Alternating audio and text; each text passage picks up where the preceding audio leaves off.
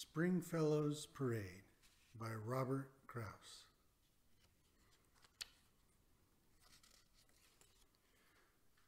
For as long as anyone could remember, on the very first afternoon of the very first day of spring, Mr. Rabbit led his parade across the meadow and round about.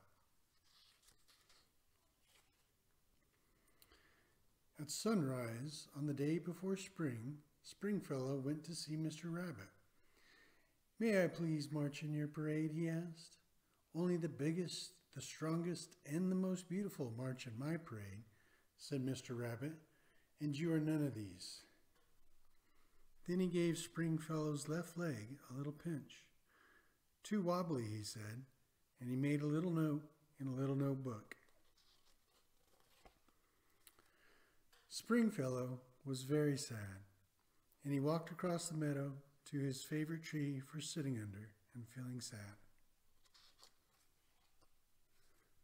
"Please watch where you're sitting," said Abigail, who was sitting under a dandelion, feeling sad, and still had a bit of eggshell on her head. "Sorry," said Springfellow. "I'm feeling so sad I didn't look where I was sitting." "You see, Mr. Rabbit won't let me march in his parade. He said I'm too wobbly." "He won't let me march either," said Abigail. "He says I'm too fuzzy." "He won't let me march either," said Raymond, who had been sitting on the other side of the tree, feeling sad. "He says I'm too silly, and he's my own father."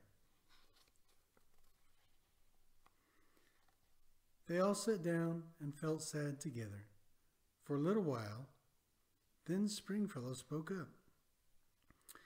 "Meaning no disrespect to your father, Raymond," he said, "but who needs his old parade anyway? Let's have a wobbly, fuzzy, silly parade of our very own." "We're certainly wobbly, fuzzy, and silly enough," said Raymond. "It's a wonderful idea," said Abigail.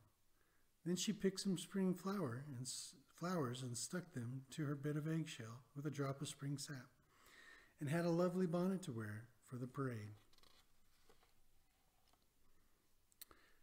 Springfellow borrowed a battered straw hat from a scarecrow, and Abigail picked a daylily and stuck it in his hatband.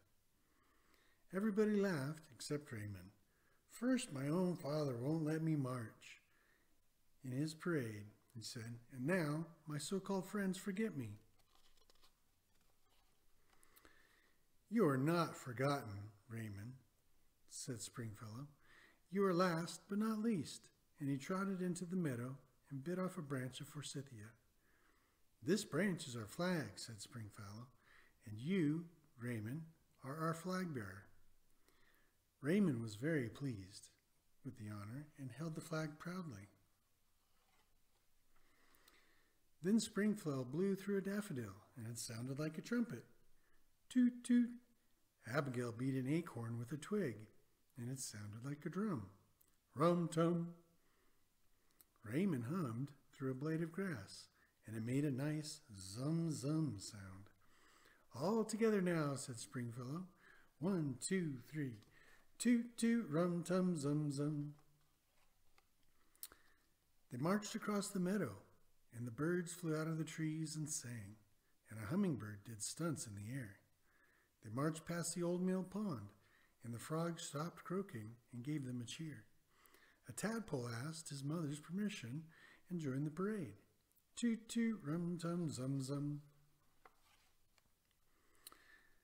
A breeze carried the music over the hill and into the pasture.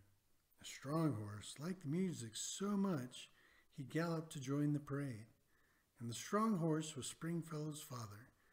Toot, toot, rum-tum, zum-zum. A beautiful hen liked the music so much she ran to join the parade, and the beautiful hen was Abigail's mother. Toot, toot, rum-tum, zum-zum. A big rabbit liked the music so much he hurried to join the parade, and the big rabbit was Raymond's father, Mr. Rabbit himself. Toot, toot, rum-tum, zum-zum. I want the 3 musicians to march and play in my parade tomorrow, called out Mr. Rabbit. And Springfellow went toot toot, Abigail went rum tum, and Raymond went zum zum zum. The end.